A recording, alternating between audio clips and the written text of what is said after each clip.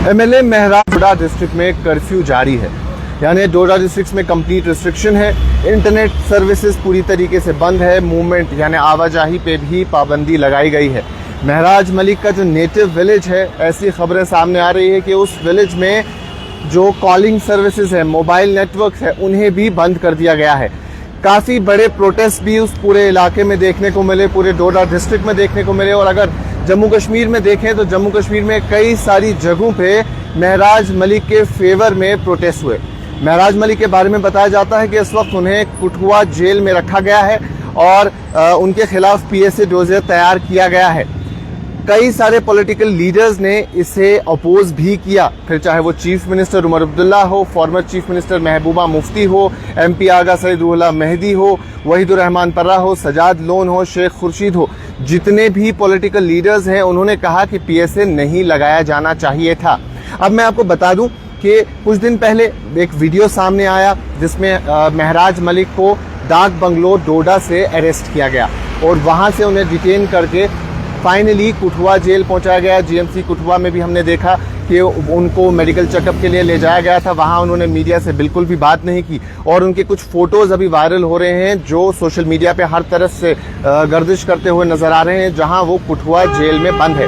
उनके खिलाफ जो ऑफिशियल रिकॉर्ड है, जो ऑफिशियल्स बताते हैं, 1 दर्जन से जायद एफआईआर दर्ज है, 10 डेली डायरीज रिपोर्ट दर्ज है और उनके कंडक्ट के हवाले से बात की जाती है कि ये ऑफिशियल से अनपार्लियामेंट्री लैंग्वेज में बात करते हैं और यही अनपार्लियामेंट्री लैंग्वेज उनके एक सोशल मीडिया पे जो उन्होंने फेसबुक पे लाइव किया था, उस लाइव वीडियो में भी देखा गया जिसमें उन्होंने डीसी के खिलाफ ऐसी लैंग्वेज इस्तेमाल की थी और उसके बाद ही ये पीएसए के अंडर उन्हें डिटेन किया गया। अब इसमें जो पॉलिटिकल क्लास है उनका यही कहना है, फिर चाहे वो चीफ मिनिस्टर उमर अब्दुल्ला हो या बाकी पॉलिटिकल लीडर्स, उनका यही कहना है कि उनकी लैंग्वेज तो सही नहीं थी, उसे हम एक्नॉलेज नहीं करते हैं, उसे हम सही नहीं मानते हैं, लेकिन उन पे एक सिटिंग एमएलए पे पीएसए लगाना भी जस्टिफाइड नहीं है। ये जम्मू कश्मीर की जमहूरियत के बिल्कुल खिलाफ है और एक गलत मैसेज देता है।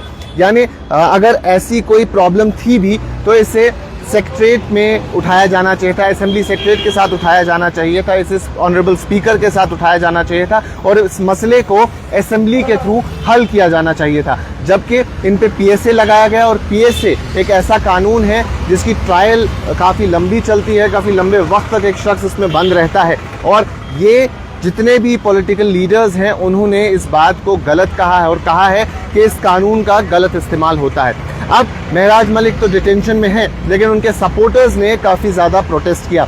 डोडा के अलग अलग हिस्सों में, चिनाब रीजन के अलग अलग हिस्सों में प्रोटेस्ट देखने को मिले, जहां कई सारे लोगों को अभी तक बताया जाता है डिटेन किया। हमारे जराए के मुताबिक 74 ऐसे लोग हैं डोडा डिस्ट्रिक्ट में जिन्हें डिटेन किया गया और 15 के आसपास अफराद हैं जिन्हें किश्तवाड़ डिस्ट्रिक्ट में डिटेन किया गया है। और ये प्रोटेस्ट काफ़ी वक्त से, काफ़ी दिनों से चलते आ रहे हैं। जिस दिन से उन्हें अरेस्ट किया गया, जिस दिन से उन्हें डिटेन किया गया, उस दिन से ये प्रोटेस्ट जारी है और आज भी वहाँ कर्फ्यू नाफिज था, रिस्ट्रिक्शंस रखी गई थी। क्यों? खदशा ऐसा था कि फ्राइडे प्रेयर्स के बाद शायद प्रोटेस्ट हो सकता है। अब इस प्रोटेस्ट में यूनिक चीज़ ये देखने को मिली कि न सिर्फ महराज मलिक के सपोर्टर्स, न सिर्फ आम आदमी पार्टी के सपोर्टर्स, बल्कि सोशल एक्टिविस्ट, दूसरे पॉलिटिकल पार्टीज के लोग भी इस प्रोटेस्ट में शामिल थे। अब इस पूरी पिक्चर में न सिर्फ मर्द हैं बल्कि खवातीन भी हैं, बच्चे बुजुर्ग भी हैं जिन्होंने इस प्रोटेस्ट में शिरकत की और लार्ज नंबर पे प्रोटेस्ट हुआ है। तो ओवरऑल सिचुएशन डोडा में काफ़ी ज़्यादा टेंस है और अभी भी सेक्शन 163 नाफिज किया गया है, मूवमेंट पे रिस्ट्रिक्शन है और इंटरनेट सर्विसेज उस पूरे इलाके में, पूरे डिस्ट्रिक्ट में बंद कर दी गई है। मोबाइल सर्विसेज की एक बार फिर से बात करें तो उनका जो नेटिव विलेज है वहाँ मोबाइल सर्विसेज को बंद कर दिया गया है। ऐसे कुछ प्रोटेस्ट जम्मू में भी देखने को मिले, राजौरी में भी देखने को मिले।